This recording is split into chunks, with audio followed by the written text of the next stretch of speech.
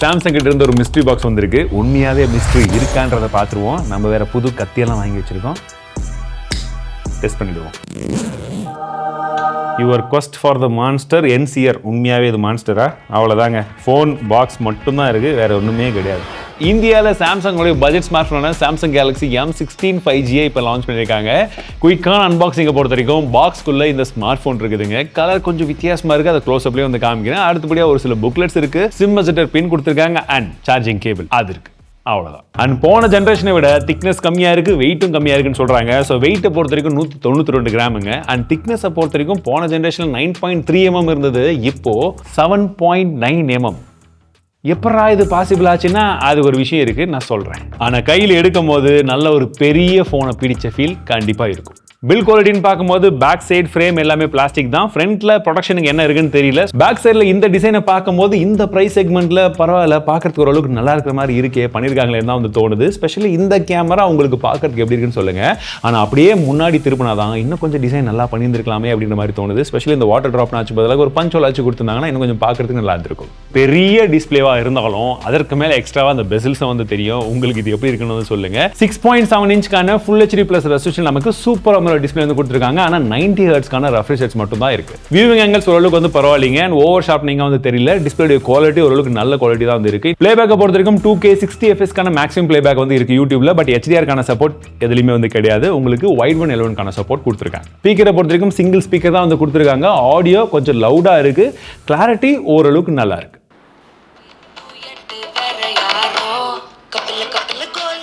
ப்ராசஸரை பொறுத்த வரைக்கும் இதில் மீடியேட்டெக் கூடிய Dimensity 6300 சொல்லக்கூடிய அந்த ப்ராசர் தான் இருக்குது. 6 nm ப்ராசர். அண்ட் ஸ்கோர் நாங்கள் ரன் பண்ணி பார்த்தோம். ஸ்கோர்ஸ் பாருங்க எந்த அளவுக்கு வந்திருக்குன்னு. ஸ்டெபிலிட்டிலையுமே 99% வந்து ஸ்கோர் பண்ணியிருக்கேங்க. ஸோ கேமிங் பர்ஸ்பெக்டிவ்ல பார்த்தீங்கன்னா இது ஒரு கேமிங் ஃபோன் கிடையாது. நல்லா கேஷுவலான கேம்ஸ் நீங்கள் விளையாடிக்கிறீங்கன்னா அதுக்கு விளையாடிக்கலாம். அண்ட் மற்றபடி எஃபிஷியன்டான ப்ராசர் தான். ஸோ நீங்கள் டே டு டே யூசேஜ் பண்ணுறதுக்கு அந்த மாதிரி விஷயங்களுக்கெல்லாம் ஓரளவுக்கு கரெக்டாக இருக்கும். இது இவ்வளோ மெல்லிசா இந்த மாதிரி விஷயங்கள்லாம் இருக்குது பார்த்தீங்களா? இதுக்கான காரணம் என்னன்னு பார்த்தீங்கன்னா இதில் 5000 mAh பேட்டரி இருக்குது.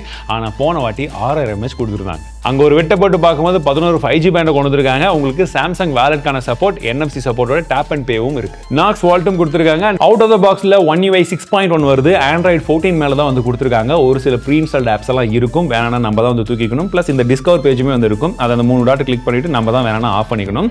ப்ளஸ் உங்களுக்கு 6 OS அப்டேட்கான ப்ராமிஸ் வந்து கொடுத்துருக்காங்க. 6 வருஷத்துக்கான செக்யூரிட்டி அப்டேட் வந்து தரதா சொல்லியிருக்காங்க. Which is huge. அதுவும் இந்த செக்மெண்ட்ல, பட்ஜெட் செக்மெண்ட்ல இந்த அளவுக்கான கமிட்மெண்ட்டை கொடுக்குறாங்க. கொடுத்த மாதிரியே கொண்டு வந்தாங்கன்னா நல்லா இருக்கும். இதைத்தான் நான் எல்லா பிராண்ட்ஸ்கிட்டையும் வந்து கேட்குறேன். இந்த பட்ஜெட் செக்மெண்ட்லாம் இந்த சாஃப்ட்வேருடைய அப்டேட்டுடைய கமிட்மெண்ட்டை இன்னும் கொஞ்சம் இன்க்ரீஸ் பண்ணி ப்ராமிஸ் பண்ணி கொடுங்கன்னு. யூஐயை பொறுத்த வரைக்கும் ஓரளவுக்கு ஸ்னாப்பியா ஸ்மூத்தாகவே இருக்கு. One UI 7 கொடுத்துருந்தாங்கன்னா இன்னுமே கொஞ்சம் நல்லா இருந்திருக்கும். அண்ட் மற்றபடி பார்த்தீங்கன்னா உங்களுக்கு செக்யூர் ஃபோல்டருக்கான ஆப்ஷனுமே வந்து கொடுத்துருக்காங்க. ஆனால் ஸ்க்ரீன் ரெக்கார்டிங்கான ஆப்ஷன் மேலே இந்த இடத்துல வந்து காணும். மேபி ஏதாச்சும் அப்டேட்ல கொண்டு வராங்களான்னு பார்க்கலாம். கால் ரெக்கார்டிங்கான ஆப்ஷன் இருக்கான்னு கேட்டீங்கன்னா இருக்கு. வாய்ஸ் ஃபோக்கஸ்க்கான ஆப்ஷனுமே கொண்டு வந்திருக்காங்க. அடுத்ததா கேமரான்னு பார்க்கும்போது பின் பக்கமா இந்த கேமரா டிசைன் நீங்க எப்படி இருக்குன்னு பாருங்க. நான் மற்றபடி ஸ்பெக்கர்ன்றதை சொல்றேன். 50 மேப்ஸ்க்கான மெயின் கேமரா இருக்கு. 5 மேப்ஸ்க்கான அல்ட்ரா வைட் வந்து கொடுத்துருக்காங்க. 2 மேப்ஸ்க்கான மேக்ரோ.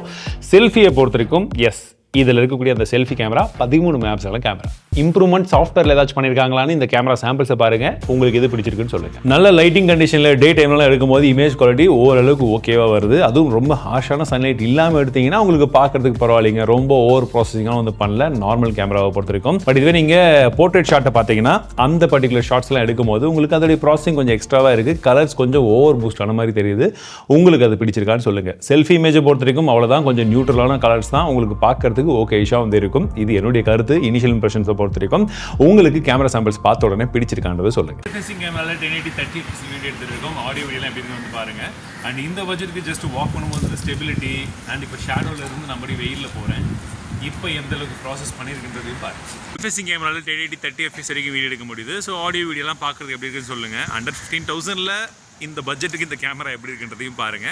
பேக்ரவுண்டில் ஏன்னா வெயில் அதிகமாக இருக்குது, எல்லாமே வாடி போய் தான் இருக்கும். பட் இருந்தாலும் எப்படி இருக்கு பிரைசிங்கை பொறுத்த வரைக்கும் இதோடைய பேஸ் வேரியன்ட் வந்து பார்த்தீங்கன்னா 12,499 அப்படின்ற பிரைசிங் வந்து ஆரம்பிச்சிருக்காங்க. இனிஷியலாக பேங்க் டிஸ்கவுண்டோட சேர்த்து பார்க்கும்போது நமக்கு 11,499 ரூபாய்க்கு வந்து வாங்க முடியும்னு சொல்லிட்டு இருக்காங்க. அண்ட் 3 வேரியன்ட் இருக்கு. அதோட எக்ஸாக்ட் பிரைசிங் என்னன்றதை போடுறேன் டிஸ்கிரிப்ஷனில் இருக்கும், செக் பண்ணி பாருங்க. அந்த பிரைசிங்கை பொறுத்த வரைக்கும் ஒரு நல்ல பிரைசிங் மாதிரி தான் தெரியுது. Comparing with this particular display and இந்த டிசைன் எல்லாம் சேர்த்து பார்க்கும்போது உங்களுக்கு என்ன தோணுது? இந்த ஸ்மார்ட் போன் இந்த பிரைஸ்க்கு ஒர்த்துன்னு தோணுதா, என்ன தோணுது? கமெண்ட்ஸ்ல சொல்லுங்க.